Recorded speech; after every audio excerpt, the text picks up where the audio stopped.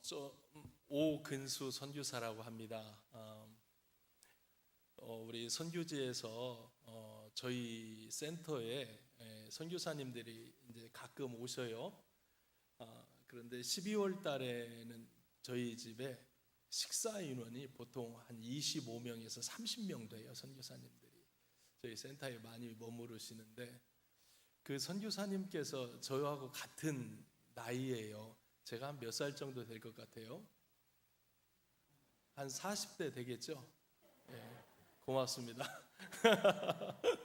저희가 이제 쉬운 여섯입니다. 제 나이가 쉬운 여섯인데 너무 놀라지 마십시오. 너무 젊게 보인다 이런 표정을 짓는 것 같은데, 저희 친구 선교사가 저희 집에 와서 한국에 계신 어머니하고 통화하는 거예요. 어머니께서 어떤 일이 있었는지 이제 수술을 받으러 가시는 그런 상황이에요. 그러니까 멀리 있는 아들로서 엄마를 생각하면서 마지막 전화로 축복 기도를 해요. 엄마한테 기도를 해드리는 거예요. 그리고 어머니 걱정하지 마시고 하나님이 다 고쳐줄 거니까 기도하고 계시라고. 그럼 금방 나올 거라고. 이런 기도를 하고 엄마에게 당부를 하셨어요.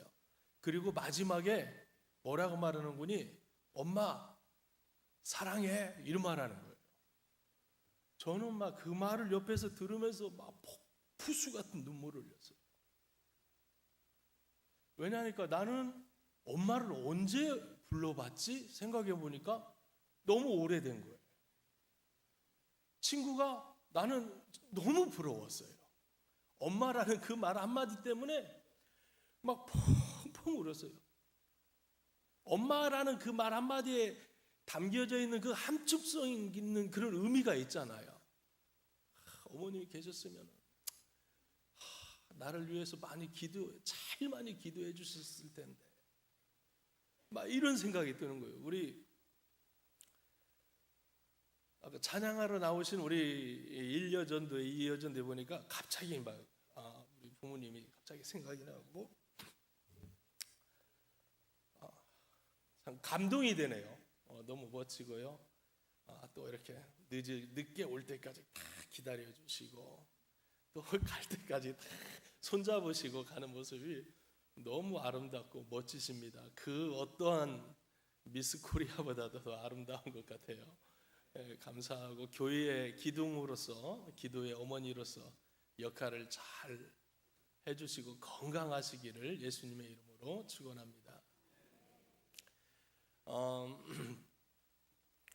저는 이 주님 사랑교회를 노예 때 지난번에 처음 와봤고 오늘 두 번째입니다. 그런데 제가 더듬어 보니까 한 5, 6년 전에 옛날 세광교회 이름으로 있을 때 제가 목사 초년병 때 목사 안수 받고 얼마 안 돼서 교회를 강도사 때 교회를 개척했는데, 초년병 때 저를 여전도의 헌신 예배 이렇게 불러주셨어요. 대단히 송구한 것은 그때 제가 뭔가 좀 여러분들에게 인상 깊은 설교를 해주시고 임팩트 있게 여러분들에게 뭔가 다가서는 게 있었어야 되는데 그게 없으니까 전혀 기억을 못 하시는 것 같고, 거기야 그걸 다 25년 전에 기억하면 목사님들이 어떻게 목회를 하겠어요. 잊어버려 주시는 게 고맙죠. 네. 그때 기억이 나요. 그리고 제가 교회를 막 시작했을 때에 우리 세광교회에서 3년 동안 5만 원씩 그때 당시에 저를 후원해 줬어요. 저희 교회를. 그래서 저희가 3년 후에 자립을 하면서 목사님께 당당하게, 목사님 이제 후원 안 해주셔도 됩니다, 고맙습니다 말씀드렸어요. 너무 감사하잖아요. 그리고 제가 차를 타고 오면서 아무리 찾아봐도 옛날의 길을 전혀 모르겠는 거예요. 전혀 모르겠더라고요. 그래서 아무튼 새로운 교회의 모습을 아름답게 건축해서 성장하는 모습 너무 감사하고, 우리 안 목사님은 제가 전혀 한 번도 뵌 적이 없었어요. 근데 어느 날 갑자기 제 선교지의 통장을 잘 안 열어봐요. 열어보면 시험 들 때가 많고 별것도 없고 맨날 인터넷 열어보는 시간이 아깝기도 하고, 그래서 안 열어. 어쩌나 열어보니까 주님 사랑교회 써 있는 거예요. 그래, 주님 사랑교회가 어디야? 애지간한 교회는 내가 아는데, 그래 아무리 찾아봐도 모르겠는 거예요. 그래서 일단 덮었고, 나중에 교단 주수록을 제가 찾아봤어요. 그러니까 우리 부천노이고 안 목사님이시더라고요. 제가 감사 인사도 못했고 연락처도 모르고 그래서 못했는데 이렇게 찾아뵙게 돼서 감사합니다. 너무 저희는 하나님의 은혜로 잘 지내고요. 저는 이 시간에 여러분들과 오후 시간은 지금 졸리기 좋은 시간이잖아요. 우리 1, 2 여전도 회원들은 주무실 수 있는 자격이 있으니까 좀 편히 쉬셔요. 제가 볼 때는 쉬셔도 좋을 시간인 것 같고, 제가 졸리게 하지 않도록 최선을 다해서 노력을 하고, 또 아프리카의 선교 이야기를 오늘은 좀 해볼까 합니다. 왜냐하니까 우리 목사님이, 안 목사님 제가 미리 다 조사했어요. 너무 훌륭하시고 너무 젠틀해요. 내가 봐도, 남자가 봐도 너무 젠틀해요. 아우 뭐 짜증나게 막 너무 젠틀해가지고 몸둘 바를 모르겠고, 어떤 분에 물어보니까 우리 교단에 또 신학위원장을 또 맡고 계시다고.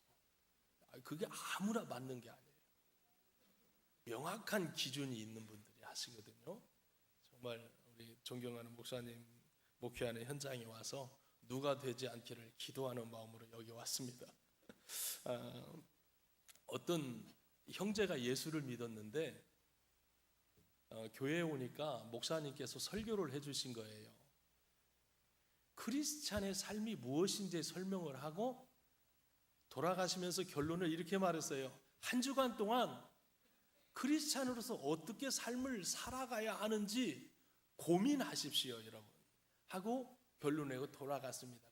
그 형제가 그래, 원래 처음 믿는 분들은 순종을 잘해요. 그분이, 그 형제가 돌아가면서 그래, 한 주간 동안 크리스찬다운 삶을 살아야지, 나는 어떻게 크리스찬다운 삶을 살까 고민하면서 버스 정류장에 서서 버스를 기다리고 있었습니다.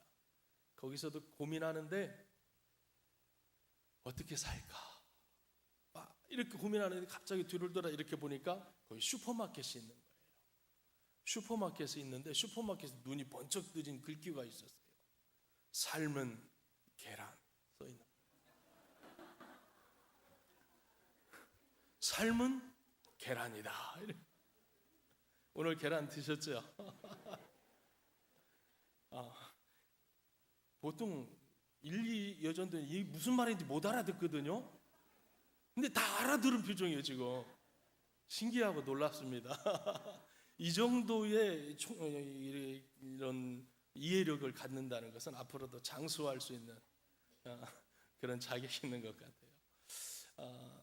삶이 무엇인가, 부활의 삶이 무엇인가 오늘 제목을 했는데, 부활의 삶이 무엇인지 오늘 본문에 잘 기록되어 있습니다. 예수 믿는다는 것은 쉬운 일이 아닌 것 같아요.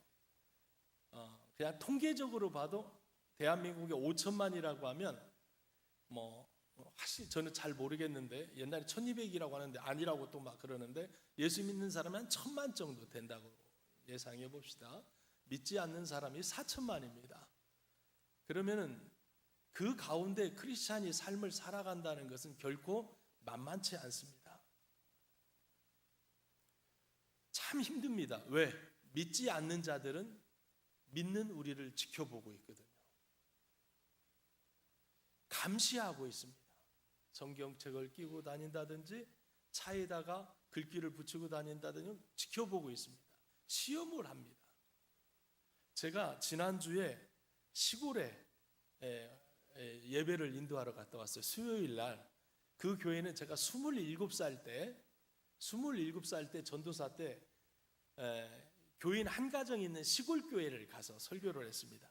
거기에 이제 개척을 했어요. 27살 때. 제가 27살 때 개척을 했다고 생각을 하니까 저희 아들이 지금 27인데 참 철이 없다 이럴 때가 많이 있어요. 27살짜리 아들을 보면. 그렇다고 여러분이 생각하는 그런 철이 없다라는 건 아니고, 부모가 볼 때, 목사 입장에서 볼 때에 좀 더 이렇게 했으면 좋을 텐데 이런 생각을 갖는데, 그 아들이 지금 개척한 거예요. 그래 그 교회에서 오랜만에 가서 이제 설교하고 봤어요. 거기 막 92세 된 권사님이 제가 설교하면 그 앞에서 뭐라고 하는 거예요? 여러분 그렇게 살면 안 됩니다. 그러면 맞아요. 그러면 살면 안 돼요. 또 막 계속 설교자와 대화를 해고 왔어요. 누가 설교자인지 혼란스러울 정도로. 근데 너무너무 행복했어요. 그 시간에.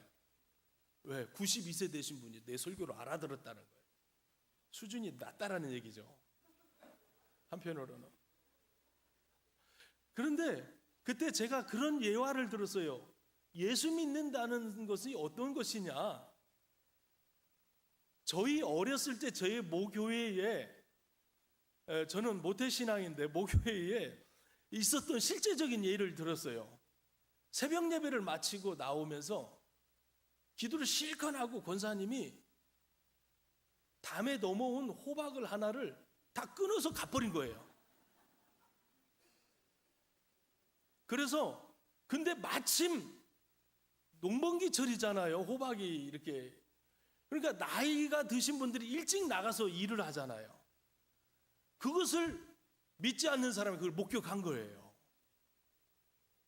그런데 이 소문이 아침밥 먹으러 오신 그 남자분이 밥을 먹으면서 글쎄 교회 다니는 것들이 말이야 남의 집 호박이나 따가고 막 그러더라는 얘기예요. 그러니까 부인이 굉장히 궁금하잖아요. 누가? 그러니까 누가 있어? 그 사람은 그 양반 있어. 그러니까 소문이 퍼진 거예요.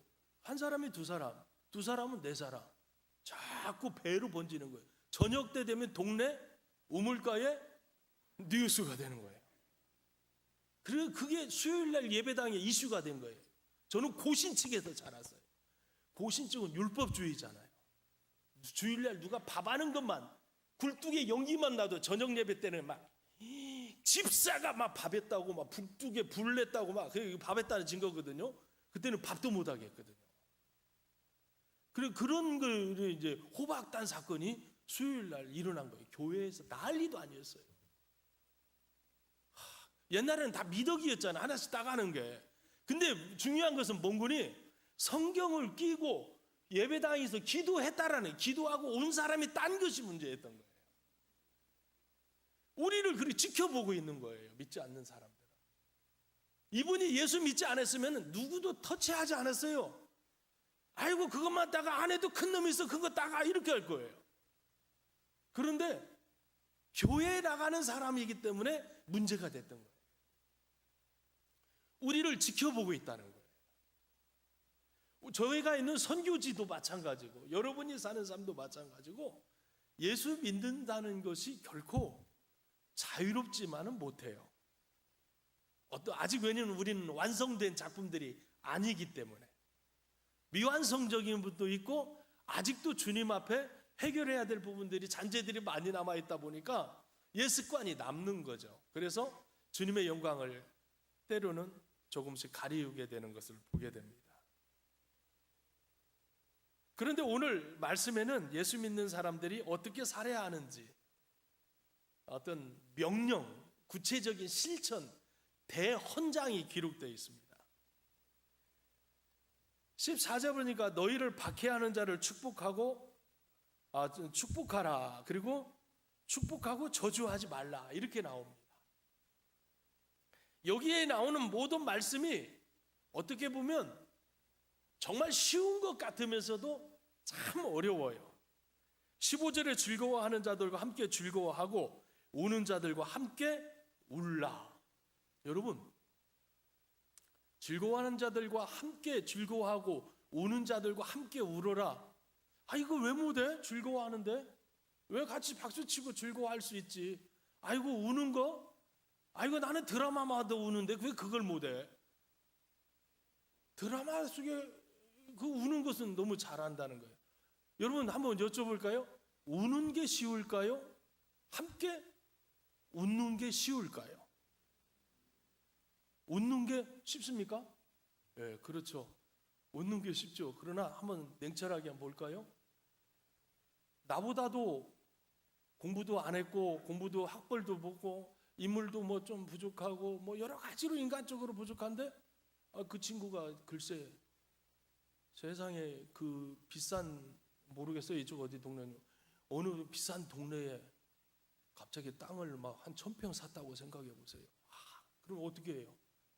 축하하죠. 축하하다. 야, 너는 어떻게 그런, 응? 그런 일 어떻게 땅을 살 수 있냐? 축하한다. 축하해요. 예배당에 오면 집사님 축하해. 어디서 옷을 막 비싼 옷 입고 오면 아이고 축하해요. 이거 어디서 났어? 아이고 이거 우리 딸이 사줬어. 막 그러는 거예요. 근데 이거 있지, 메이커야. 아이고 축하해. 딸도 잘 뒀네. 막 축하해. 여러분 집에 갈 때 어떻게 해요? 차 타고 가면 매난 차 문을 쾅 닫아버리죠. 왜 그럴까요? 그거 기뻐한 거예요. 그게 땅 샀어요. 왜 배가 아플까요? 이거 진정으로 기뻐한 걸까요? 사실 진심으로 따져보면은, 또 아들이 뭐 S대학에 갔어요. 내 아들은 재수예요. 그럼 어떻게 해요? 아이고 집사님 축하해요. 어떻게 그 어려운 대학을 갔어요. 축하해요. 집에 가면 맴마던 애 막 그냥 멀쩡히 뭐 TV 보고 있으면 뒤통수 가서 때리는 이유가 왜 그럴까요? 기뻐할 수 있을까요? 심지어는 이건요 목회 세계도 마찬가지예요. 목회도 보니까는 형제가 목사였어요. 제가 아는. 근데 동생 교회가 부흥을 하는 거예요. 형 교회는 똑같아요. 근데 형이 뭐라고 하는지 알아요? 동생한테, 야 교회만큼은 다 하냐? 주님의 뜻에 합당하게 목회를 해야지. 그냥 그게 다 뭔지는 모르겠어요. 아무튼 기뻐해야 하는데 기뻐하기가 어렵다는 공동체 안에서요. 슬퍼할 때는 같이 슬퍼하면 돼요. 여러분 목 놓아서 같이 울으면 돼요. 아예 안 울으면 그냥 침 바르면 돼요. 근데요 기뻐할 때 그게 기뻐하는 게 정말 쉽지가 않아요. 그러다 보니까 그렇게 억지로 웃다 보니까, 억지로 교회 와서 웃다가 집에 가면 막 근육이 막 땡기는 거야. 그래서 거울 보고 막 마사지도 해야 되는 그런 경우들이 있죠. 이 공동체 안에서 함께 울고 함께 웃는 게 크리스찬의 삶이라는 거예요. 전도하는 사람이, 어떤 사람이 전도 잘하는지 아세요? 이 말씀을 실천하는 사람이에요. 진짜 막 축하해 주는 거예요. 그냥 속 없는 사람이 있다고 하죠.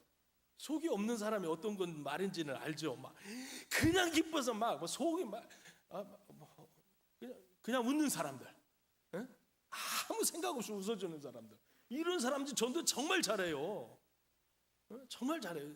다른 이유가 없어요. 함께 울어주고 함께 웃어주는 사람들, 함께 하는 사람들, 이게 크리스찬의 삶이라는 거예요. 한 걸음 더 나가서 여기 본문의 말씀에 보니까 뭐라고 말하는 거니? 축복하라고 말합니다. 축복하라. 20절에 우리 같이 한번 말씀 한번 읽어볼까요? 20절 말씀 같이 한번 읽어봅시다. 시작. 그리함으로 내가 숯불을 그 머리에 쌓아 놓으리라. 아멘. 그리고 17절에 보니까 아무에게도 악을 악으로 갚지 말고 모든 사람 앞에서 선한 일을 도모하라. 할 수 있것은 너희로서는 모든 사람과 더불어 화목하라. 화목하라. 원수 갚는 것은 주님께 있다. 제가 지금 막 더듬고 있어요. 왜냐하면 빨리 영상을 좀 보여드리려고 하는데, 선교 이야기해야 되는데 간단하게 집약하고 하려고 하다 보니까 잘 정리가 안 돼서 그렇습니다. 자, 그 다음에 보니까 중요한 것은 또 크리스찬들끼리 해야 될 게 뭔가요? 축복하라는 거예요. 축복하라는 거예요. 서로 축복하라. 이것은 성경, 예수님께서 제자들에게, 전도자들에게 파송할 때 무슨 말하는 거니? 이런 말이에요. 너가 발을 디디는 그 집을, 어느 집에 발을 디디고 전도를 할 때는 그 사람에게, 그 가정에게 축복을 해라 그랬습니다. 축복을 해라.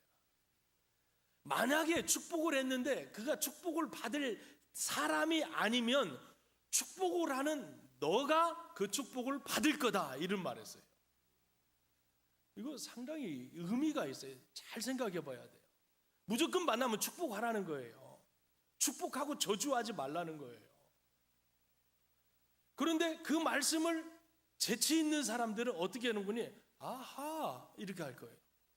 왜냐하면 내가 축복을 했는데 그가 축복을 받지를 못한다. 그러면 그 축복이 내게 온다는 거예요.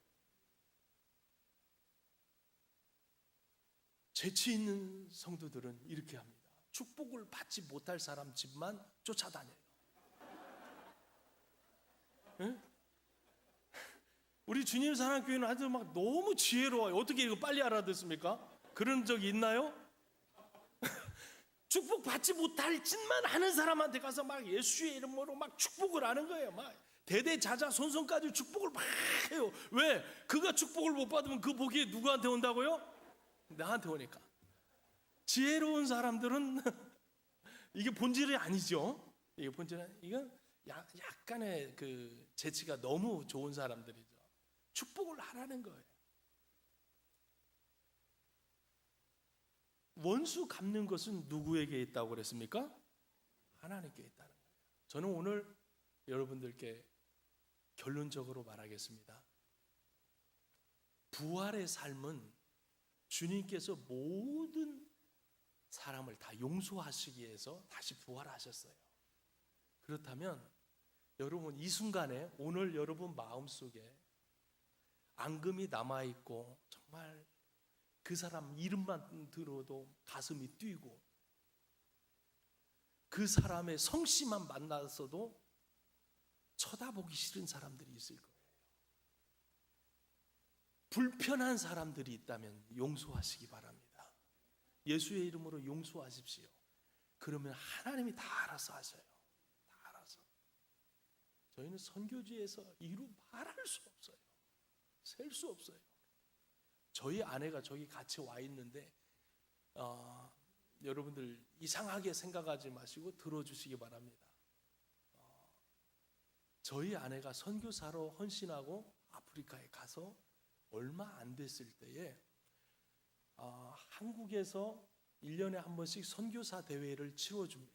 선교사들이 1년에 한 번씩 모여서 오지에서 모이고 막 각양각색의 사역자들이 모여서 거기서 모여요. 그냥 선교사들끼리만 보면 막 서로 위로가 돼요. 형제들 만난 것 같아서 너무 좋은 시간이고 선교의 정보도 나누고 자녀 교육 정보도 나누고 은혜도 받아서 다시금 막 선교지로 힘있게 파송받는 그런 자리입니다. 또 한국 의료팀들이 와서 의사 선생님들이 와서 내과, 외과, 막 정형외과 와서 다 진단해줘요. 그런데 몇 년 간지 얼마 처음 가서 좀 지났는데 강의를 듣는데 뒤에 여기 스크린에 저의 아내의 이름이 자꾸 뜨는 거예요. 빨리 나오라고. 의료팀에서 부른다고. 왜냐니까 저희 아내의 이름이 아주 흔한 이름이에요. 구순자예요. 그러다 보니까 누구도 빨리 잃어버리지 않아요. 누구도 아이고 저 순자, 이거 대한민국 어저리핀 사람 부인 뭐 그렇게 알아요. 아내 이름은 저희 이름은 잘 모르는데 아내 이름은 너무 쉽게 알아요. 그러니까 동네 사람들 다 아는 거예요. 갔다 왔어요. 근데 아내가 시무룩해. 조금 있으니까 그 다음날 또 뜨는 거예요. 또 오라는 한 4차례 오라고 해서 나갔어요. 뭔가 느낌이 있잖아요, 제가. 근데 불안해서 물어보지를 못하겠는 거예요. 그런데 선교대회를 마치고 돌아오면 힘이 나서 아내가 시무룩해가지고 저한테 이런 이야기예요. 여보, 내가 저 골방에서 한 40일 동안 기도할 테니까 나를 찾지 말라달라고. 여러분 남자들은 이런 말 들으면 긴장되지 않습니까? 내가 뭘 잘못했지?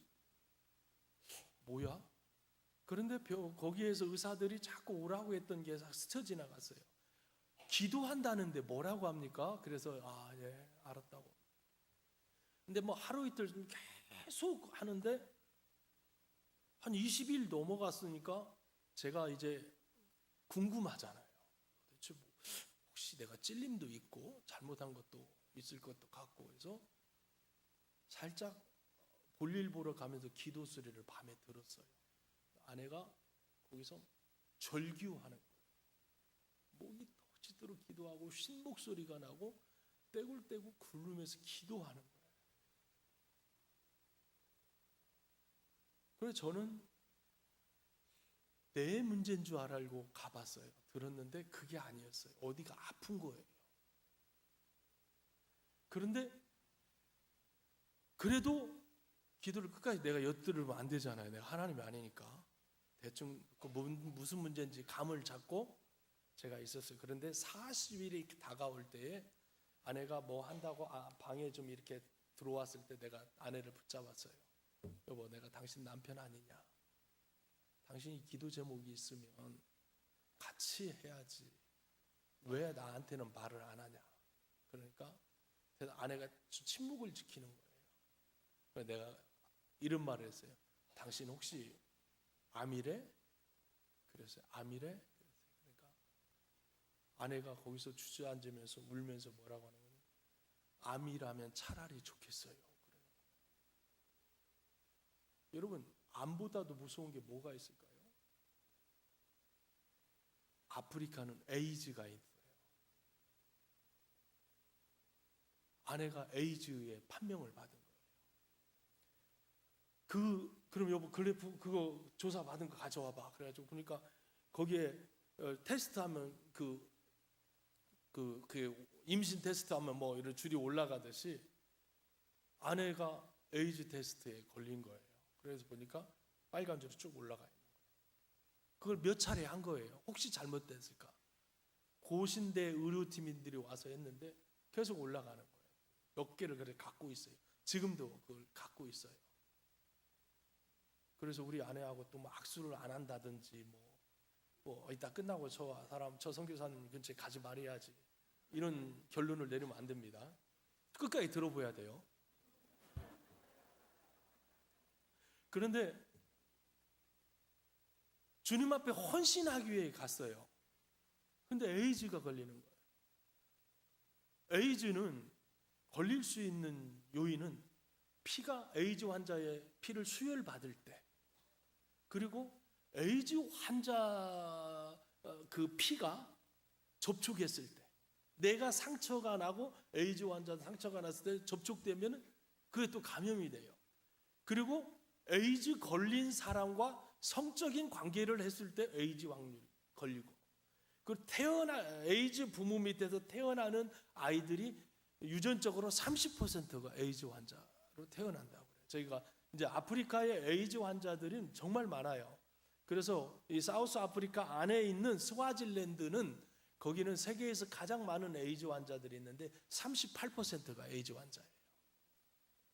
어떻게 보면 저 산중에 있는 사람은 검사를 안 한 것까지 말하면 40%가 넘는데, 왜냐하면 아프리카는 일부 다처제예요. 그러다 보니까 에이즈가 걸릴 확률이 많다라는 거죠. 근데 저희 아내가 에이즈라는 이야기를 들은 거예요. 차라리 암이었으면 좋겠다. 아는 거니까 누구에 대해 이야기라도 하고 기도 부탁하죠. 에이즈 환자다 그러면 어떻게 해요?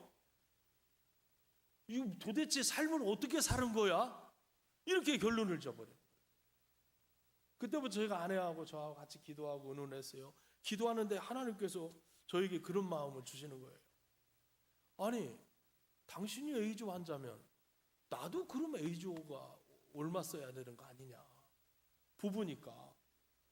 나는 아니거든요. 멀쩡하거든요. 그래서 아내에게 여보 이야기했습니다. 아내한테 여보, 당신 그러면 한국에 빨리 들어가서 구체적인 검사를 해라. 그러니까 아내가 한국에 들어가면은 아내가 무슨 생각하는 거니? 어른들이 있잖아요. 집안에 어른들이 있고 형제들이 있고 성도들이 다리 건너 다 아는데 왜 들어왔냐고 하면은 에이즈 때문에 치료받으러 왔어. 이렇게 말하기 어떻게 해요? 암 환자면은 그나마 병원비라도 대준다는 사람들이 있을 텐데 깜깜한 거예요. 그래서 제가 그랬어요. 여보, 그러지 말고 그러면 에이즈는 사우스 아프리카가 오히려 많이 발생되는 곳이니까 치료도 잘할 거다. 확실히 다시 알아보자. 그래서 독일의 선교사예요. 의사 선교사 부부가 평신도 선교사인데 거기에서 선교사들을 이렇게 많이 케어해 주는데 그곳에 갔어요. 그 피를 또 뽑고 이제 에이즈 센터에 보내서 검사를 한다고 이렇게 보냈어요. 근데 이 선교사가 검사하고 한 2주일 후에 결과가 나온다고 했는데 2주일 동안 얼마나 또 우리는 기도합니까? 정말 기도하고 남들은 말도 못하고 우리 애들한테 말도 못하고 둘이만 서로 막 이제 간절히 기도하는데 갔어요. 2주 후에 갔더니 그 선교사가 없는 거예요. 이웃 나라의 나미비아라고 하는 나라의 선교지에 떠난 거예요. 언제 오냐? 또 한 달 후에 온대. 여러분, 지금 우리는 40일 기도하고 또 2주 더 기도하고 또 한 달 동안 기도해요. 여러분, 정말 마른다는 거 알죠? 정말 하나님 정말 왜 그러세요? 막 이런 거 있죠. 하나님 왜 그러세요? 정말 해도 너무하십니다. 아니 내가 지금 여기 놀러 온 겁니까? 주일 하겠다고 왔는데 왜 이렇게 쓸모없이 거의 3개월 시간을 이렇게 소모시킵니까? 아무것도 못해요. 사람도 만나기도 싫고요. 너무 괴로운 거예요. 근데 저희 아내가 어떤 일이 있었는지 처음 선교지에 갔을 때에 혹시 추적을 해봤어요. 복귀를 해보니까 그곳은 백인들의 사는 집은 차를 들어가면 차고가 있는데 들어가면 게러지가 있어요. 차를 보관하는 장소가 있는데 그 문이 자동으로 버튼을 누르면 내려와요. 근데 그게 쭉 이렇게 이렇게 뭐라고 하죠? 이렇게 아무튼 이렇게 접혀지면서 내려와요. 근데 나무와 나무 사이 있는데 이 친구가 그 전기로 되는 게 아니고 손으로 내리다가 그만 손이 여기에 칵 끼었어요. 그러니까 위에는 막 나무 무거운 거니까 손이 팍 찢어졌어요. 근데 우리는 거기 간 지 얼마 안 됐는데 거기 선배 선교사님과 사모님이 거기 계셨는데 그걸 보고 가만히 계시는 거예요. 동작 빠른 저희 아내가 막 뛰어가서 막 의료 도구 가져와서 그걸 치료해 준 거예요. 그 친구가 에이즈 환자였던 거예요. 이제 악수할 수 있죠? 왜 그랬는지. 에이즈 환자였던 거예요. 혹시 그랬나? 라는 생각을 해요. 다른 접촉은 없었으니까. 그런데 나중에 그 독일 의사가 들어왔습니다. 그런데 하는 말, 선교사는 당신은 지금 몸이 너무 다운됐다. 그러나 에이즈 우리가 그래프 나온 도구를 보여줬거든요. 다. 그러니까 그럴 수도 있다. 그리고 당신들은 하나님께 기도해라. 너희들은 선교사니까. 에이즈라는. 그런데 지금 보면 검사한 걸로 봐서는 에이즈라고도 할 수도 있고 에이즈라고 아닐 수도 있다. 의사들은 왜 이렇게 정확하게 말하는지 전 세계가 똑같은 것 같아요. 그래서 막 너무 속상했던 건데 아니 기고 아니면 아니고 확실하게 말하지. 그러니까 아닐 가능성도 있다라는데 저희들은 이제 희망을 줬어요. 그런데 거기에 보면 의사들이 한국 의사들이 있어요. 아내가 한국 의사들이 와서 진료할 때 다음에 그걸 이야기를 하니까 그럴 수는 없다는 거예요. 이건 정확한 거다. 몇 번, 3번인가 다 이렇게 나왔는 거. 이건 정확한 거다. 고쳐진 것은 하나님의 은혜다. 이렇게 말하는 거예요. 다른 방법은 없습니다. 지금 에이즈 치료 약도 없고요. 하나님의 전적인 은혜입니다. 이렇게 말했어요.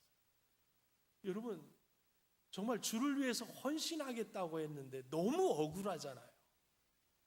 너무 억울하고 너무 비참하고 막 그래가지고 하나님한테 막 항변하고 그냥 떼굴떼굴 그러면서 막 뒹굴면서 그냥 절규하는 기도를 하나님께 드리는데 제 남편이 멀리서 보는데 너무 괴로웠어요. 정말 왜 이러세요 하나님? 그런 항변하는 기도를 저는 처음으로 저도 해봤어요. 너무 억울하잖아요. 여러분, 저희 아내보다도 억울한 사람이 있었을까요? 이 땅에 살아가는 사람 중에, 특히 여성들 중에.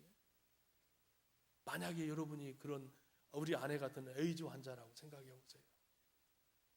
어떻게 할까요? 너무 억울하잖아요.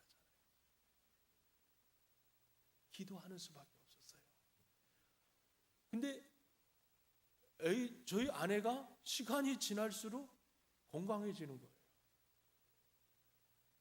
저는 지금 저희 아내하고 이렇게 돌아다니면서 저희 아내보다 예쁜 여성은 하나도 못 봤어요.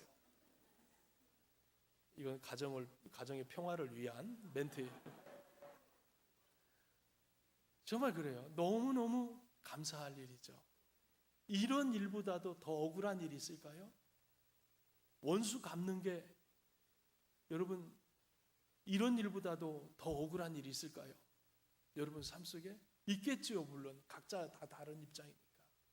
괴롭고 답답하고 지금 정말 어두운 터널을 아무리 가도 그 터널에서 헤어나지 못하는 이런 아픔들이 있으면 여러분 하나님께 맡기십시오.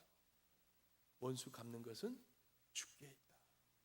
우리 크리스찬들이 예수 믿으면서 부활하신 예수 그리스도를 믿는 이 희망의 복음, 주님이 다시 오신다는 이런 희망의 복음이 우리는 믿고 있는데, 정작 우리의 삶에서는 조금만 억울하면 삐져버리고, 조금만 억울하면 닫아버리고, 쳐다보지 않고 담을 쏴버리는 일들이 너무 비일비재하다는 거예요. 부활의 신앙을 갖는 사람은 용서하는 거예요. 주님이 용서하셨던 것처럼, 주님이 우리의 죄를 다 용서하시기에 십자가에 돌아가신 것처럼 우리도 용서하며 사는 거예요. 정말 억울하면 주님께 맡기라는 거예요. 정말 답답할 때, 너무 힘들 때 여러분 해결하려고 하지 마십시오. 해결하려고 하면 더 부작용이 생겨요. 그래서 주님이 필요한 거예요. 주님은 치료자시잖아요. 도우시는 자잖아요. 우리의 머리털을 다 세시고 우리가 오늘 예배당에 나온 이유를 아시고 보시는 그 하나님이시잖아요. 그분께 맡기시기 바랍니다. 목사님께서 아까 예배하기 전에 담소를 나누는데, 언제 예배 시간이라든가 이런 걸 말하는데 목사님이 오래 하셔도 된대. 난 처음이었어요. 그 말. 선교사가 오랜만에 한국 강대상에 있으면 하고 싶은 말이 너무 많아요. 이걸 절제하고 내려가려면 그만 했어야 되는데 이럴 때가 너무 많고, 또 이렇게 제가 이제 지금 한국말 정말 잘하는 거예요. 강대상 용어를 처음에 오면은요 다 잊어버려요. 한국 강대상. 그래서 강대상 용어를 다 잊어버려서 설교할 때 막 버벅대고 막히고 혼자 그게 뭐더라 막 뭐 이럴 때가 많은데, 이제 한 달 좀 넘으면 좀 회복이 돼서 이렇게 좀 할 수 있는데 또 다시 가야 돼요. 그리고 운전석도 지금 이제 한 달 돼서 이제 익숙해지는데 거기 가면 또 반대로 또 해야 되는 이런 아픔이 또 있어요. 근데 목사님께서 자유를 주시더라고. 좀 열심히 해주셔도 된다고. 그래서 제가 이제 말씀을 맺겠습니다. 말씀은 간단하게 맺겠습니다. 여러분, 예수님이 부활하신 이유가 뭡니까? 우리 편이 되기 위해서 부활하셨습니다. 그렇다면 내 편이신 그분을 붙잡으시고 믿으시고 용서하시고 덮으시고 감싸시고 안아주시기를 바랍니다. 그랬을 때 여러분 삶이 형통해질 겁니다. 아멘. 자, 이거 사진을 좀 어떻게 해야 되는 거죠? 이건 이제 이거 밑으로 내리면 되는 거죠. 예. 저는 감사합니다. 우리 흑인들을 미안합니다. 흑인들을 무조건 거기는 만나면 고맙다 표현을 막 해주거든요. 나도 모르게 지금 이렇게. 저 사진은 세계 지도죠. 우리나라는 놓고 보면 정말 잘 안 보여요, 그죠? 예. 저 가운데에 있습니다. 가운데에 있고, 보시면은 여러분 이제 이쪽 편에 이것도 불 나오나요, 혹시? 오,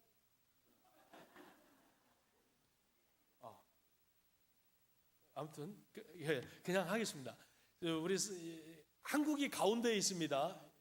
연세 드신 분들 그냥 아까 보니까 너무 샤프하셔요. 다 이해하실 줄 믿고 가운데에서 가장 이쪽 우리는 그래서 땅끝이 어디냐? 평면도 세계 지도를 놓고 아프리카가 땅끝이다라고 위로 받고 있어요. 여기 아프리카까지는 비행기 타고 가면은 17시간 정도 탑니다. 그 어렸을 때 기도를 잘해야 돼요. 주님 나도 비행기 좀 하나씩 타보면 좋겠다.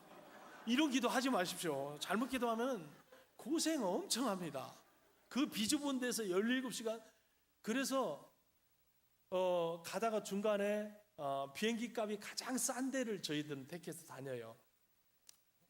두바이나 또 카타르나 또 싱가포르 또 뭐 기타 홍콩 막 이런 데 보면 가장 싼 데 클릭해서 비행기 타고 다니는데 중간에 좀 이제 갈아타는 시간 뭐 이렇게 하면은 24시간 걸립니다. 한국에서 출발하면 거기 가면 24시간 후에 도착을 해요. 그러나 비행기 타고 오면은 지쳐요. 뭐 말도 못해요. 그 막 좁은 데서. 그래서 한국 분들이 한 번은 모르고 오잖아요. 한 번은 모르고 와요. 목사님들도 선교제 오겠다 오셔요. 그리고 선교팀들이 가끔 아프리카는 멀어서 오지도 않아요. 비행기를 한번 갈아탄다는 것 때문에 부담인지 사실은요 제가 수원에서 열차를 갈아타는데 비행기 타는 것보다 더 어려워요. 수원이. 근데 수원에서 지하철 타고 국철로 바꿔서 지방을 제가 한번 가는데 그거 탈 줄 알으면 무조건 다 비행기 탈 줄 아는 거예요. 한국이 더 어렵더라고요. 저희 아내하고 얼마나 뛰어다녔는지 몰라요. 이거 어디야? 그리고 사람들한테 물어보고 또 뭐 물어보고 해서 간신히 한번 탄 적이 있습니다. 그래서 이제 비행기를 타고 오셔요. 그러면서 가서 봉사를 하세요. 막 부푸른 가슴, 뜨거운 가슴, 믿음으로 막 와서 처음이니까 와요. 거기서 막 자연 좋고 공기 좋고 너무 화려해서 열심히 봉사하고 비행기를 탑니다. 비행기를 타고 그때 기도합니다. 하나님 다시는 안 오겠습니다. 이렇게 기도한대요 그분들이. 좀 멀어요. 제가 이번에 한국에 온 이유는 저거였습니다. 한국에 온 이유는 아프리카 16개국 중부에서 앙골라, 잠비아, 말라위, 나미비아, 보츠와나, 뭐 짐바브웨, 또 레소토, 스와질랜드, 마다가스카르 한 거기에 그 중부에서부터 남부까지 16개국인데 현재 13개 국가에 한국 선교사들이 들어가 있어요.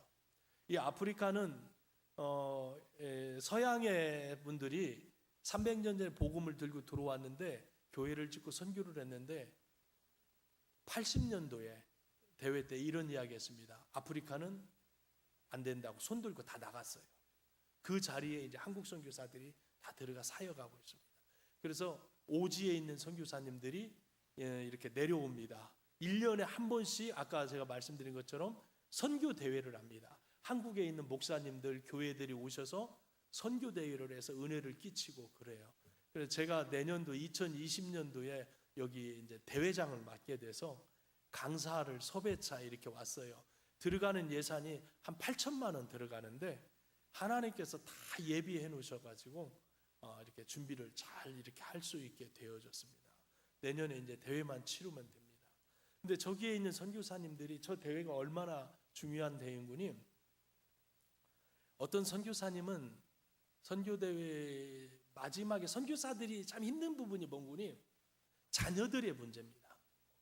자녀들이 어린아이들일수록 사춘기 때일수록 아이들이 나 한국 보내줘, 나 여기 싫어, 나 흑인애들하고 함께 학교 다니기 싫어 이렇게 말이 나오기 시작하면 근심되기 시작해요. 그래서 선교사들을 위해 많이 기도해 줘야 돼요. 이길 수 모든 환경을 극복하고 믿음으로 나아갈 수 있도록 기도해 주셔야 되는 거죠. 그런데 어떤 선교사 자녀가 하루는 초등학교 3학년짜리가 학교에서 막 신나게 뛰어오는 거예요. 그것은 두 가지예요.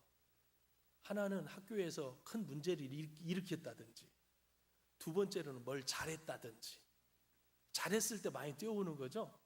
근데 이 초등학교 3학년짜리가 막 뛰어오는 거, 왜 그래 그래, 아이고 우리 딸 왔구나 하고 아빠가 너무 기뻐서 그랬더니, 아빠 내가 오늘 수학 1등 했어 막 그러는 거예요. 그러니까 아빠가 이게 드디어 기도의 응답이 오기 시작했구나. 드디어 우리 집안을 일으킬 이 딸이 드디어 전성기를 맞이했구나. 뜨겁게 포옹하고 막 뽀뽀하고 막 이렇게 했는데, 그래 아이고 수고해서 가방 놓고 빨리 씻어 밥 먹자. 그리고 엄마가 나오면 엄마들은 첫 번째 뭐죠? 시험지 갈까 이러죠. 엄마들, 남자들은 결과만 보는데 여자분들 과정도 참 보는 것 같아요. 시험지 좀 보자 그래. 시험지 보니까 시험지를 보고 경악을 금치 못하는 거예요. 엄마가 이렇게 보니까 60점 맞은 거예요. 수학 60점에 1등 한 거예요. 야, 그것도 어떤 학교 분위기였는거니, 학생들이 하도 점수가 너무 낮아서 낙제를 하니까 흑인 학부형들이 데모를 한 거예요. 선생님들이 시험을 너무 어렵게 내니까 우리 애들이 낙제하는 거다. 시험을 좀 낮게 좀 내줘라. 쉽게 내줘라. 시험을 쉽게 내주라고 해서 그 시험에서 1등 했는데 60점으로 1등 한 거예요. 그러니 이 엄마가 막 1등 한 것은 참 잘하기는 한 거지만 속상한 거예요. 속상한 거예요. 그리고 만약에 그 정도 점수 한국에 와서 몇 등 했을까 생각하니 끔찍한 거예요. 아이들 방치하고 공부를 안 시키니까요. 그 중에서. 그래서 이 대회가 그런 선교사들이 모여요. 모여서 막 자녀 있는 데 이야기하고 막 서로 정보 나누고, 이럴 때는 이 학교로 가야 돼, 저 학교에. 그리고 어떤 선교사님은 보따리 다 싸가지고 아들을 11월 달까지만 공부하면 되고 이제 12월 달에는 이제 철수해야지. 그래, 애들이 하도 그러니까 그럼 철수하자. 보따리 싸고 마지막으로 선교사들하고 인사하고 한국 들어가 철수하려고 했는데 은혜 받고 아이들이 나도 선교사라는 걸 알고 다시금 현장으로 돌아가는 일들이 많이 있습니다. 아주 그래서 이 대회가 중요해요. 내년 7월 달에 아마 이렇게 대회를 할 예정인데, 제가 되어지는 것을 나중에 목사님 메일로 이렇게 보내서 기도 제목 있으면 함께 나누었으면 좋겠습니다.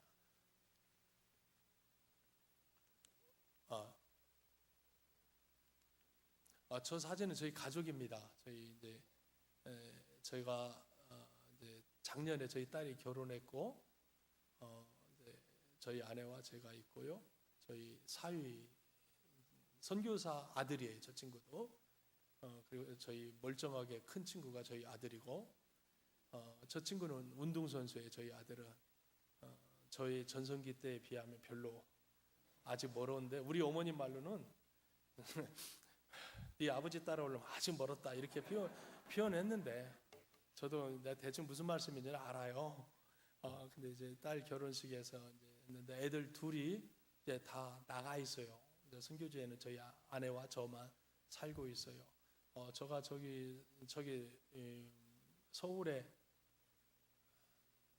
잠실에 있는 어떤 교회인데 거기서 결혼해서 오륜교회에서 결혼했는데, 제가 결혼식을 마쳤는데 정말 폭포수같이 울었어요. 저는 좀 냉철하거든요. 좀 잔인하거든요. 제가 생각할 때도. 그런데 딸을 보내면서 정말 그야말로 아무 준비도 안 했어요. 아프리카에서 스몰 웨딩을 했어요. 아프리카에서 선교사님들 몇 분 모시고 같이 웨딩하는데, 얼마나 다 오셨으니까 모두가 다 주례사를 한 절씩 했어요. 스몰 웨딩을 하는데 다 하셨어요. 그래서 제 차례가 됐어요. 제 차례. 제가 이렇게 하려고 생각을 했어요. 사랑은 한 줄씩만 하는 거니까 오래 참는 거다. 오래 참아야 된다. 서로가. 그래야 행복이 있다. 이 말 하려고 했는데 이거 너무 쉽잖아요. 사랑은 해놓고 우는 거다. 이렇게 결론이 된 거예요. 손수건도 준비도 안 했어요. 저는 아무것도 준비 안 하고 나가가지고 그 말 하는데, 사랑은 우는 거다. 말도 못하게 우는 거예요. 그러니까 우리 아들이 보다가 우리 아버지 모습 처음 본 거예요.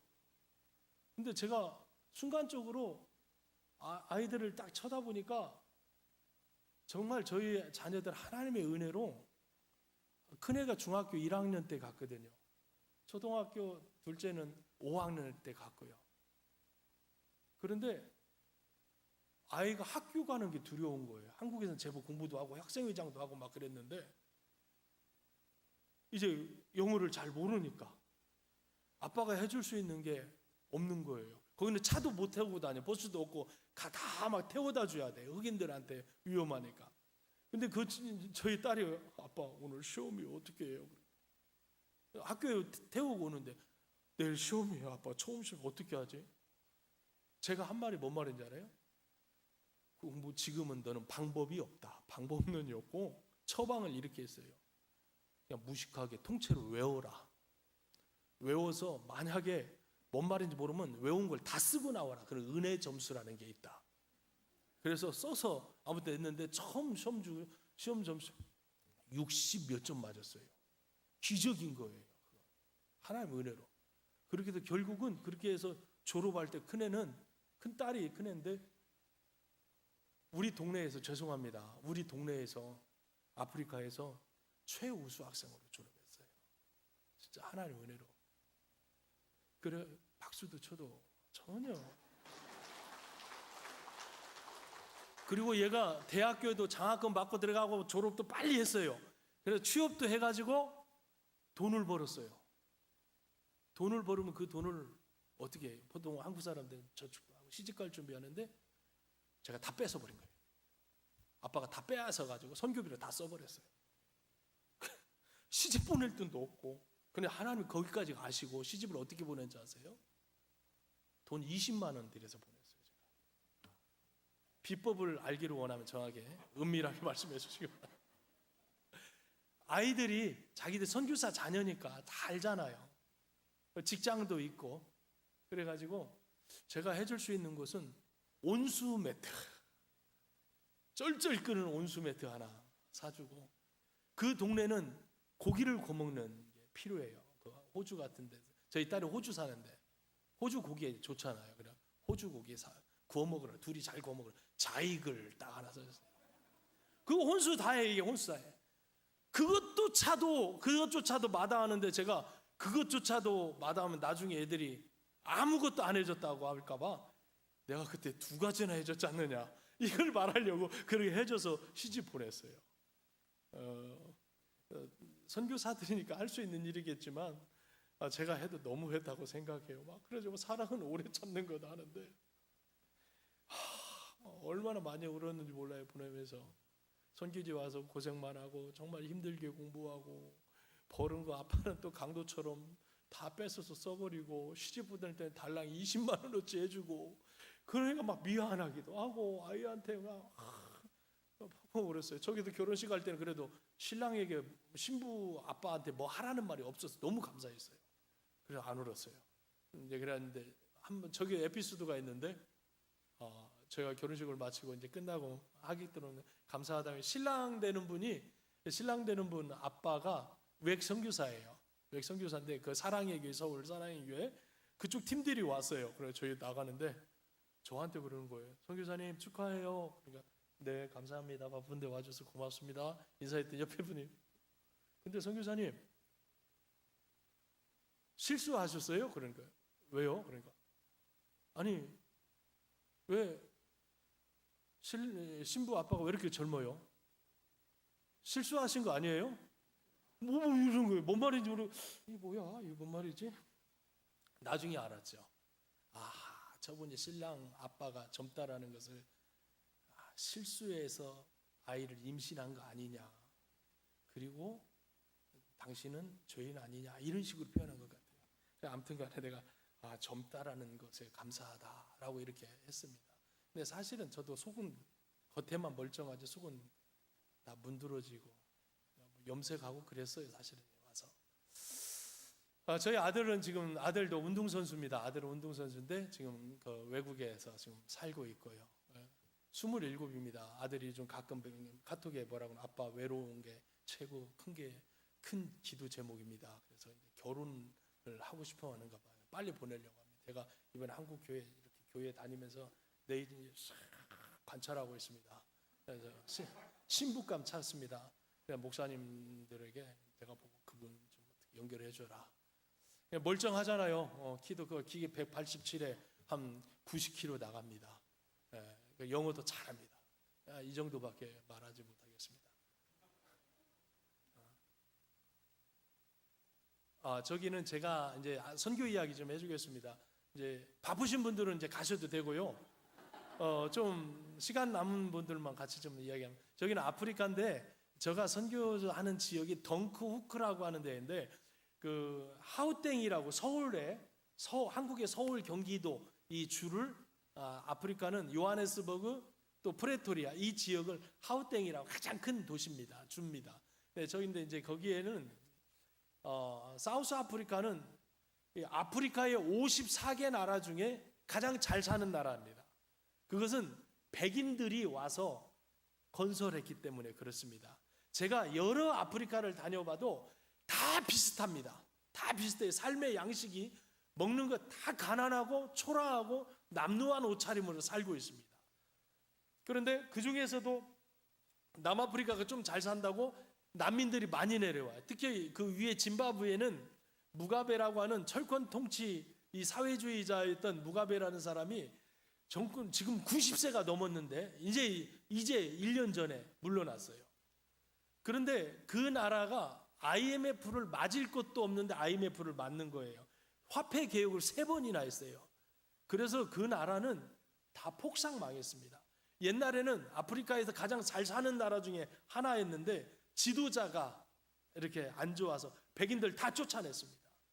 그래서 흑인들이 다 하다 보니까 먹고 살 게 없으니까 거기에서 약 800만이 남아프리카 공화국으로 내려왔습니다.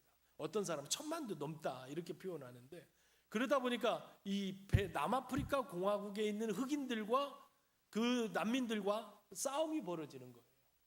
우리도 먹고 살 게 없는데 왜 우리 자리까지 오느냐, 이런 이유입니다. 그래서 2010년도에는 남아프리카 공화국에 월드컵을 했는데 그때 한국 KBS 뉴스에 대대적으로 나왔어요. 애들을 막 불태워 죽이는 장면들이 나왔어요. 그런 걸 영상을 보내니까 막 자주 안 오는 거예요. 관광객들이 없었어요 그때. 그래서 지금 막 비대 허덕이고 있어요 남아공. 그래서 이들이 어떻게 하는 거냐, 유엔에서 땅을 지정해주고 너희들끼리 난민들끼리 살아라, 난민촌을 만들어놨어요. 그래서 저는 저기 덩크후크라는 저 지역이 난민촌입니다. 여러분, 하늘은 정말 맑지 않았습니까? 깨끗하잖아요. 한국에 오니까 하늘을 제대로 본 적이 별로 없어요. 거기에서는요, 땀만 안 나면은 와이셔츠를 며칠씩 입어도 돼요. 때가 안 묻어요. 공기가 좋기 때문에. 미세먼지가 없습니다. 청정 지역이에요.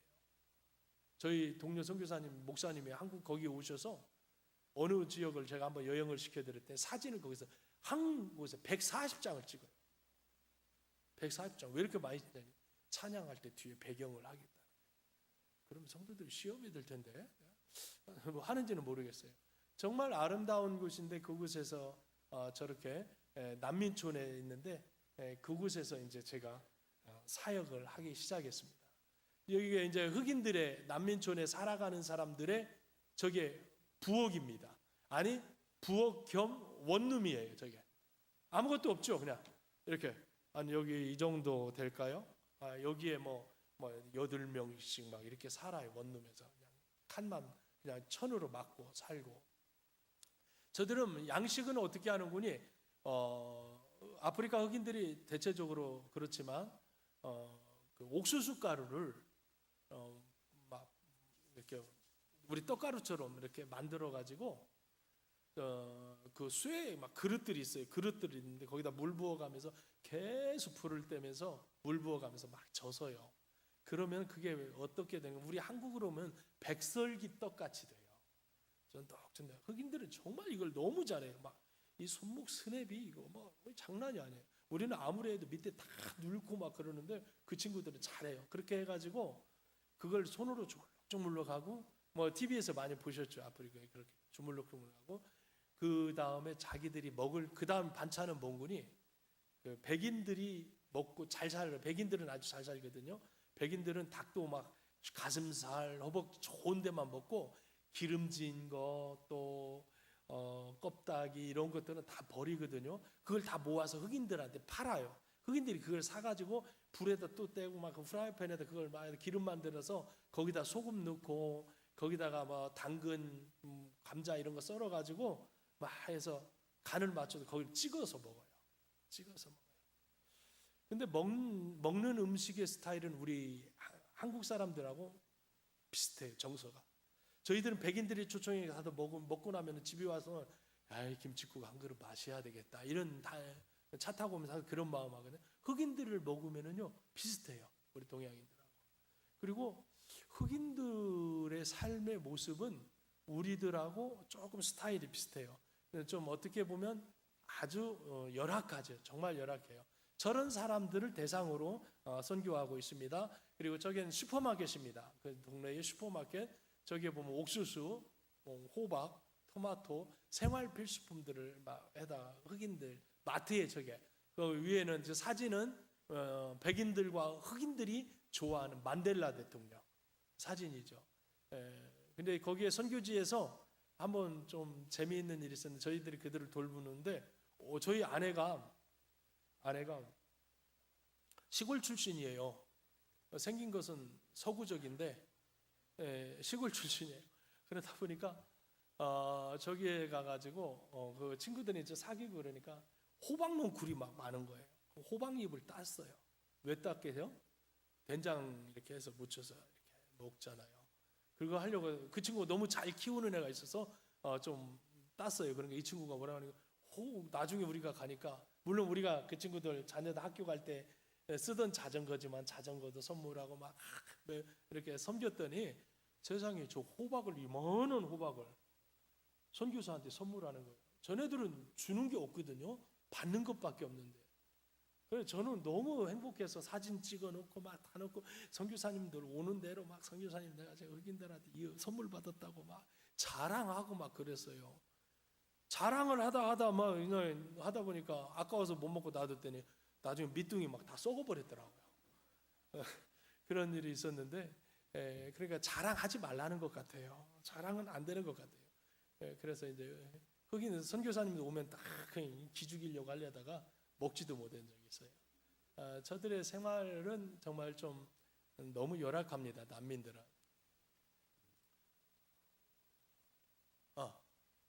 저 사진은 저희가 지금 사역하는 것 중에 하나가 픽앤페이라고 하는 아프리카의 큰 슈퍼마켓, 우리나라 말하면 이마트나 홈플러스 같은 그런 마트가 있습니다. 큰 마트인데 거기에서 빵, 우유, 야채 이런 것들을 막 엄청 받아와요. 한 6, 7개씩 받아요. 그러면 그게 우리 아내가 계산해 보니까 한 번에 가져오니까 한 100만 원 이상씩 가져와요. 저게 가치가. 근데 저것도 어떻게 저를 시작을 했는거니 한 번은 제가 처음에 그 선교지에 가서 집안에 일이 있어서 도구를 사러 갔는데 망치 이런 거 사러 갔는데 그 친구들이 길거리에 사람들이 너무 많은 거예요. 막 흑인들이 너무 많아가지고 왜 이렇게 많지? 그랬더니 일자리를 구하려고 새벽 4시에 나왔는데 그 사람들이 일자리를 못 구하고 그때까지 있는 거예요. 10시, 11시까지. 안타깝다. 저들을 어떻게 돕지? 그래서 제가 기도하면서 이제 아내랑 이야기해서 빵을 좀 만들어서 애들 좀 나눠주자. 왜냐하면 배고픈데 그들을 놔두면 어떻게 합니까? 나쁜 짓을 하니까. 뭐라도 먹이자 해서 그들을 이렇게 먹이기로 이렇게 다짐을 하고 나눴습니다. 그래서 빵을 나누는데 그 친구들이 한 300인분 만들어 갔는데 왜 조금 갖고 왔냐고 그러는 거예요. 언제 배가 고프니까. 그래서 아이고 줬는데 왜 이렇게 불만이 많는 거야 이러면서 제 눈에는 이제 어떻게 하면 많이 줄까 해서 슈퍼에 갔습니다. 그래 빵을 좀 많이 살 수 있는 방법을 찾으러 갔는데 가니까 빵을 빼내는 거예요. 그래 매니저한테 야 이거 어디로 가는 거니? 그러니까 이것 좀 싸게 살 수 없니? 그러니까 그 매니저한테 가보라고 그래서 갔어요. 그랬더니 너가 뭐 하는 사람인지 뭘 했는지 이걸 너에 대한 것을 다 가져오라는 거예요. 그래서 막 한국 사람들 빨리빨리 하는 거 있잖아요. 레포트 내는 것처럼 막 사진 찍은 거 막 해서 바로 갖다 줬어요. 한 2시간 안에. 깜짝 놀라는 거예요. 지금 준비해 놓은 건 줄 아는 거예요. 빨리 갖다 줬더니 전화하겠대요. 그래서 그 다음 날은 이제 전화 오면 고맙고 갔어요. 조금 전화가 와서 갔더니만 그곳에 가니까 우리가 무슨 차를 타고 다녔었냐, 한국에 그 세라토라고 1.6짜리 조그마한 차를, 승용차를 타고 갔어요. 그러니까 그 흑인애가 이렇게 쳐다보는 거예요. 저거 가져왔네요. 그러기를. 그래서 그래. 그게 짜오뚱짜오뚱. 왜 그런가 했더니 알고 보니까 우리는 그냥 식빵 몇 줄 이렇게 받을 줄 알고 갔더니 그 쇼핑카트 저런 게 막 6개가 막 수북이 쌓여서 나온 거예요. 저걸 가져가라는 거예요. 그래서 저걸 우리한테 가져가라고 그렇대. 잘못 가져갔다는 또 오해받을 수도 있을 것도 같고, 그래서 또 다시 물어보세요. 가져가라고 그러는 거야. 가져가라고? 못 믿었어요. 정말. 그러니까 정말이에요. 씻기 시작했어요. 여러분, 조그마한 차에 저거 6, 7개를 어떻게 싣습니까? 우리 한국인의 그 머리가 수학이 나오는 거 테트리스 하는 거예요. 테트리스 여기 저기 맞고 해서 저희 아내가 발 이렇게 들고 앞자리에 꾸격꾸격해서 애들이 놀래는 거예요. 일하는 애들 보니까. 왜 놀래는 거니? 타이어가 바람이 막 없는 거예요. 그리고 그걸 다 실었다는데 경악을 금치 못하는 눈초리예요. 눈동자 흔들리는 거 우리가 봤어요. 그런데 나중에 그걸 싣고 왔어요. 근데 이 친구들이 이걸 가지고 나눠주니까 얼마나 행복합니까? 그런데 백인들은 그 문화가, 백인들은 흑인 동네에 가지를 못합니다. 백인들은 길거리에 걸어 다니는 사람이 없습니다. 흑인들한테 언제든지 타겟이 되고 위험해요. 아주 치안이 안 좋거든요. 그래서 결국은 저걸 갖다 나눠주고 우리가 그걸 가지고 저들을 섬기게 되었습니다. 그런데 그때는 정식 멤버가 아닌데 저녁 때만 되면은 전화가 오는 거예요. 왜 그런 거니? 12월 달에는 헐러데이 기간이에요. 그냥 긴 휴가 기간이에요. 일을 안 해요, 다. 그래서 저걸 가지러 오는 팀들이 있는데 그 팀들이 다 휴가를 간 거예요. 우리 한국 사람들은 놀러 가는 게 죄로 여기거든요. 놀러 가지도 못해. 12월 달 다 놀러 가는데 그래도 막 남아서 일해요. 전화가 오후 한 4시경이 되면 전화가 와요. 오후 되면 어떻게 하는 거니? 비가 엄청 와요. 그 시간에는. 12월 달에 우기기 때문에. 그런데 어떻게 합니까? 우리는 오후 4시만 기다리고 있어요. 전화가 오면 지금 바로 갈게요. 그렇게 해서 막 매일 가지고 가서 산더미처럼 가져오는 거예요. 그걸 가지고 선교제 나누고 선교사님들 또 이렇게 나누면서 이제 푸드뱅크를 이제 하기 시작했습니다. 그래서 저들과 지금 15년 동안을 함께 저기에서 받아서 푸드뱅크를 합니다. 저게 굉장한 역할을 합니다. 죽어가는 사람들이, 하루에 흑인들은 한 끼밖에 못 먹어요. 한 끼밖에. 그것도 넉넉하게 못 먹습니다. 정말 비참한 생활에 우리 한 70년, 60년대 생활의 모습과 흡사합니다. 그래 저걸 갖다 주면은 우리를 보고 산타라고 해요. 산타. 나눠줄 때 철칙이 있습니다. 자존심 안 건드는 거. 나보다 연약한 자 도울 때는 그 자존심을 긁으면 안 되잖아요. 그래서 절대로 우리가 막 생색내거나 우리가 막 선교사다 목사다 말 안 하죠. 그냥 나눠줍니다. 그래서 질서를 나눠주면 나중에 쟤들이 다 알아요. 우리가 누군지 다가오고. 그래서 복음과 함께 이렇게 나눕니다. 가져와서 집에서 저희 아내와 함께 또 정리를 합니다. 집에서 막 정말 야채는 야채, 빵은 빵. 그래서 어디로 보낼 거 막 다 나눠서 저렇게 집에 와서 합니다. 제가 저건 이제 어떤 성도님이 트럭을 선물해 주셔서 저기다 이제 저희 일을 하게 됐는데, 저 트럭도 한 10년 중고차를 사서 10년 비포장을 다니다 보니까 나이가 먹어가지고 지금 좀 고생은 좀 하고 있습니다. 저 헌금해 준 분이 참 감사한데, 전라북도 익산에 어느 교회인데 집사님이 권사님인데 그분이 암 말기였어요. 그런데 제가 그 큰 교회인데 그 교회 가서 수요일 날 그러니까 금요일인가 설교하게 됐는데 아프리카 이야기를 하는데 저 이야기를 했습니다. 그래 차가 없을 때 그래 기도해 주십사 했는데 그분이 암 말기인데 자녀들이 돈을 모아가지고 마지막 가는 길에 수술이라도 해드리자 했거든요. 근데 그 권사님이 수술을 안 했어요. 그리고 그 수술 비용을 저에게 보내줬어요. 그래서 저 차는 그 양군사님이 해주셔서 저는 항상 차 타고 가면서 기도해요. 그런데 희한한 것은 하나님께서 지금까지 살려주셨어요. 정말 하나님이 살려주셨어요. 하나님이 그 수술을 하면은 얼마나 더 살겠어요. 말기 환자인데 지금 10년 동안 살아 계세요. 10년 동안. 너무 감사하고 또 기도해 주시기 바랍니다. 넘겨주시기. 저기는 이제 제가 나눠주는 현장인데요. 쓰레기장입니다. 어느 날은 제가 나눠주는데 빵을 가지고 가는데 하나님, 주님이라면 어디로 갈까요? 그런 기도를 했는데 쓰레기장에 난민들이 거기서 막 한 3,000명 이상 살아요. 쓰레기 주우면서 냄새도 나고 막 이루 말할 수 없죠. 막 흑인 애들은 눈썹이 막 이렇게 속눈썹이 길어요. 요즘 한국에 오니까 뭐 중학교 애들도 막 초등학교 애들 화장하고 뻘겋게 하고 다니고 무섭게 하고 다니던 말이에요. 뭐 여기 뭐 이렇게 속눈썹이 그런데 이 친구들은 막 먼지 쌓이면 저녁 때 가면은 속눈썹이 막 먼지에 다 앉아 있어요. 그렇게 먼지가 하루에 얼마 버니? 그래 물어보니까 비닐도 줍고 페트병도 줍고 막 주면 하루에 한국 돈으로 계산해 보면 3,000원 정도 주더라고요. 3,000원. 그걸 빵 한 줄 사고 살기 위해서 살아가는 정말 저들의 모습이 너무 안타까워서 저 지역을 또 저희들이 섬기고 있습니다. 저희는 옷입니다. 저건 우리 센터의 옷인데 저 옷이 어떤 옷인가? 한국 거예요.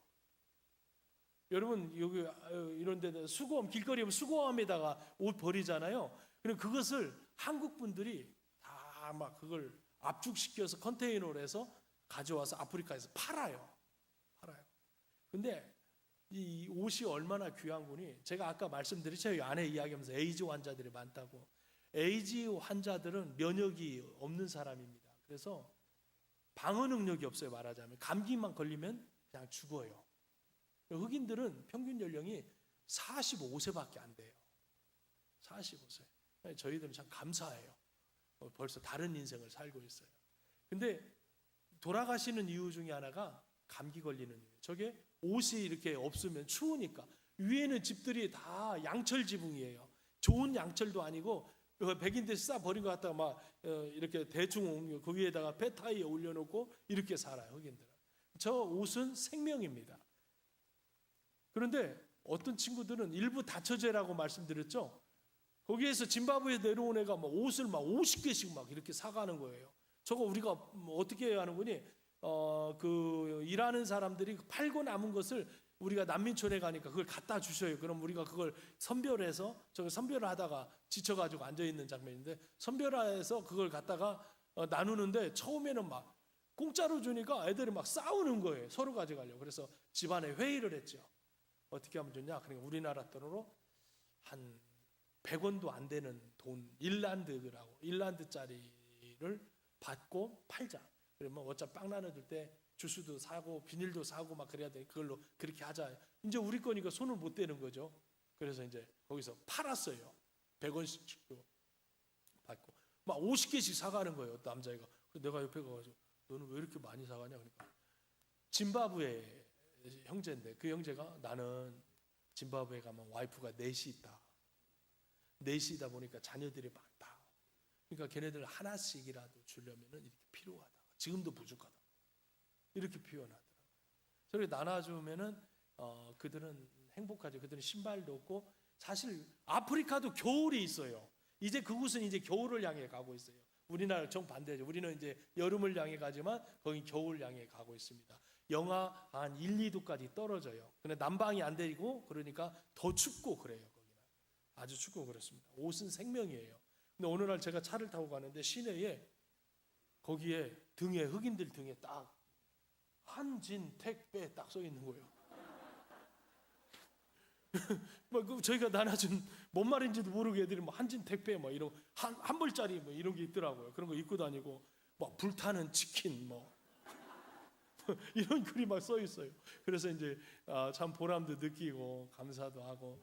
여러분 선교에 동참하는 이유는 간단합니다. 계절이 지나가들랑 안 입은 옷, 살 빼고 입을 거야 이런 옷들 절대 안 돼요. 절대 안 돼요. 그냥 수거합니다 버리면 그게 아프리카까지 온다는 사실 기억해 주시기 바랍니다. 저것은 이제 나눠주는 그런 현장이고요. 그 다음에 그 난민촌의 아이들이 있습니다. 난민촌의 아이들은 그곳에 와서 태어난 아이들이에요. 그러니까 사우스 아프리카의 그 여권을 받지를 못하는 친구들이에요. 그러니까 학교도 못 가고 난민들이 열악하게 살아갑니다. 그래서 이제 계절 때마다 저희들의 야외에 막 천막을 쳐놓고 거기 유학생 온 친구들이 있어요. 젊은 유학생들 한국에 들어가면 대학 가려면 선교사들에게 막 그 봉사했다는 그 사인 받으려고 와요. 일도 안 하는 애들 달라고 막 안 해주니까 저럴 때 제가 불러가지고 해라 아이들 가르치라 해놓고 할 때 봉사 주고 그러는데 점수 해주고 그러는데 저기서 모여서 아이들 어린 아이들 막 이렇게 영어도 가르치고 하나님 말씀도 가르치고 율동도 가르치고 찬양도 가르치고 이제 애들을 그렇게 합니다. 근데 재밌는 것은 저기는 처음에 가서 우리가 준비를 다 해갑니다. 노트도 그리고 책도 그리고 연필 또 한국에서 가져온 지우개 막 이런 가지고 가는데 원래는 쓰고 나면 싹 걷어드리거든요. 근데 우리가 마음 크게 먹고 막 한번 딱 나눠줬어요. 그래서 다 가져가라 막. 이게 굉장한 거예요. 가지고 가면 그 다음에 올 때는 어떤 자세가 벌어지는군요. 처음엔 별것 아닌 걸로 엄마들이 그랬는데 나중에 올 다음 날은 애들이 새 옷을 입히고 엄마들이 손을 잡고 일찍 와서 다 앉혀놓더라고. 자기 아들 앞에다 막 앉혀놓고. 교육열이 무섭던 거기서 이게 아프리카 치맛바람이구나 이걸 우리가 알았는데 거기에서 우리 아이들이 거기 산수를 가르칠 때 있었어요. 풍선을 가지고 가르치는데 어떤 일이 있었는구니 풍선 한 2개를 가지고 하나에다가 플러스 하면 몇 개니? 그러면 2개만 2개 이렇게 했어요. 근데 마이너스를 가리키는 거예요. 빼기를 가리키는 이 풍선을 불어넣고 여기 하나 마이너스 하고 이것을 막 요지로 이쑤시개를 툭 터뜨렸어요. 그리고 얼마니 그랬더니 애들이 다 우는 거예요. 왜 그걸 터뜨렸냐고. 그 귀한 걸 왜 터뜨렸냐고. 막 애들이 그냥 막 울고 앞에 애들이 갑자기 슬픔에 잠겨 있는 거예요. 끝나고 나면 청소 안 하거든요. 거기 다 터뜨려진 거 그거 있죠. 다 청소를 하는 거예요. 갖고 가서 놓으려고. 다시는 풍선 쓰지 말자 우리 아이들에게 이야기하겠습니다. 그래서 아이들을 이렇게 교육을 시키고 제가 이제 저게 이제 또 하나는 사역하는 것 중에 야구 사역, 스포츠 야구 사역.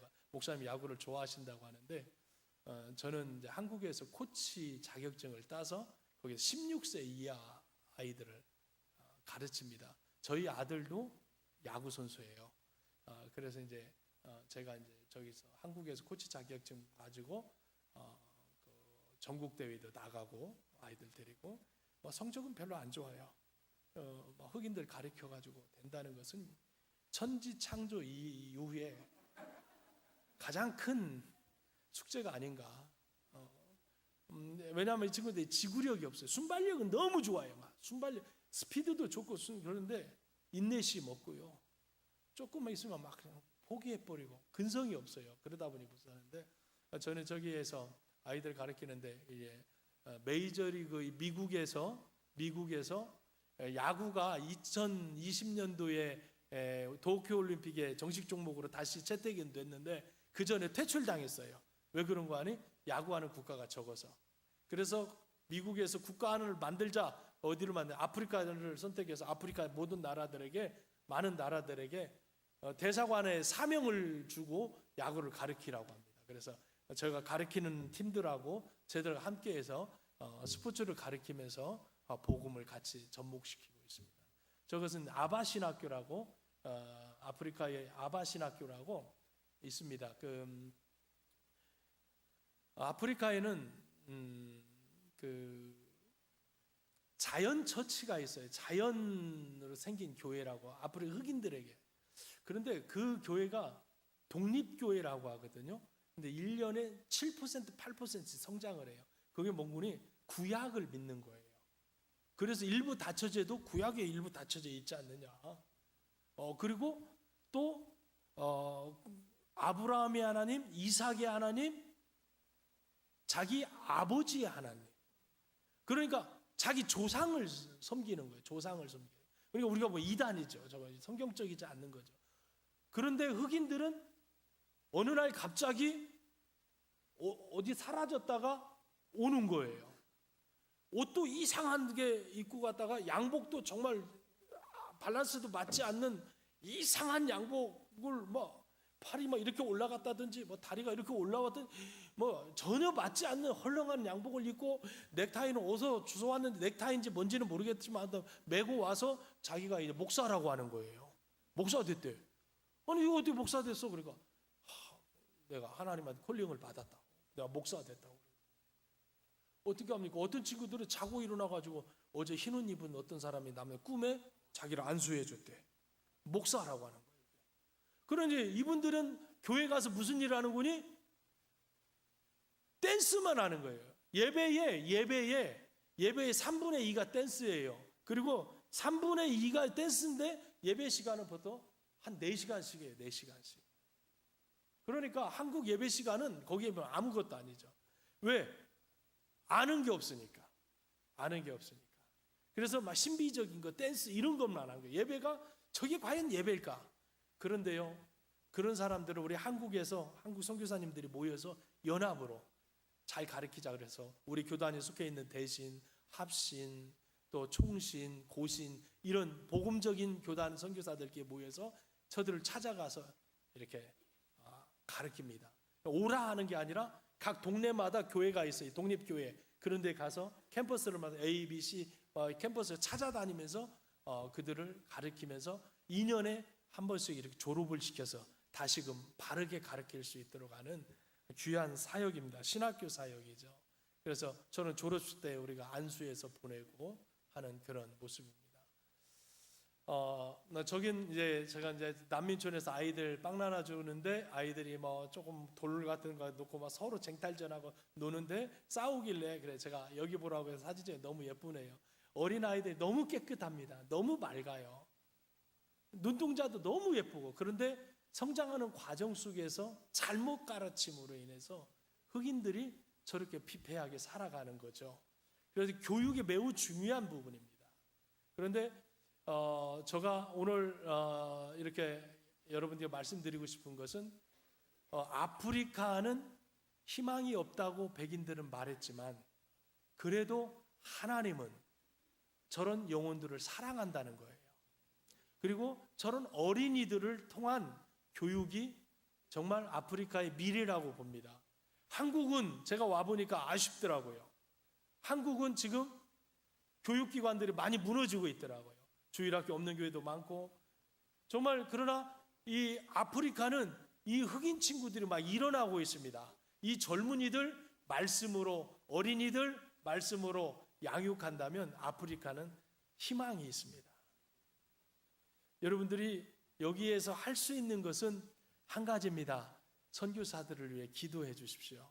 제가 있는 곳이 지금 선교지에 갔다가 들어온 데가 시와에 있는 아름다운 교회에 있는데 그 교회에서 새벽과 또 같이 이렇게 예배를 계속 드리는데 정말 너무 송구스럽더라고요. 매 시간마다 선교사들의 이름을 불러가면서 막 기도해 주는 거예요.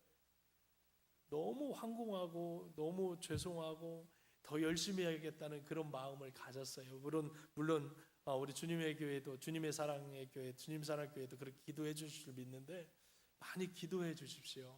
그리고 아프리카는 특히 치안이 너무 안 좋습니다. 우리 남아프리카는 길거리에 걸어 다니는 백인들, 아시안들은 걸어 다니지도 못해요. 한국에 오니까 너무 행복하더라고요. 마음대로 걸어 다닐 수 있고 이런 게 얼마나 행복인지 몰라요. 거기는 원체 경기가 안 좋으니까 길거리에 서 있는 사람 너무 많아요. 우리들이 어디 돌아다니다 발각되면 타켓이 되는 거예요. 바로 와서 총 대고 칼 대고 뭐 사거리 이런 데서도 너 차 빵꾸 났어 밖에서 문 내려보라고 문 내리면 안 돼요. 모르고 문 내리면은 바로 칼 대고 막 그러거든요.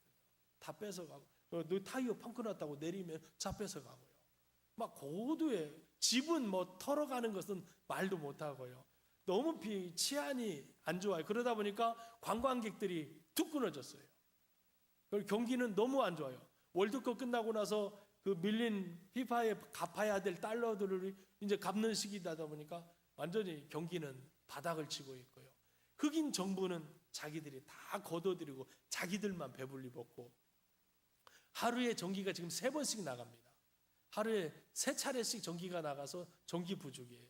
그래서 다 뭐 광산 이런 게 돌아가들 않아요. 그러니까 경제는 경제대로 지금 어렵고 아주 정치, 경제, 사회 뭐 말할 수 없이 최악이에요.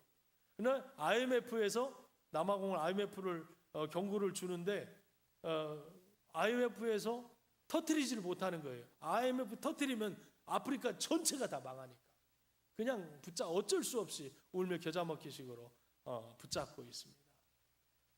그리고 우리 선교사들이 그곳에서 사역을 하는데 그런 어려움이 이제 사회적으로 치안이 너무 안 좋다는 거 이런 것 하나님 도와주셔야 되고 지켜주셔야만이 지낼 수 있다는 것을 기억해 기도해 주시고요.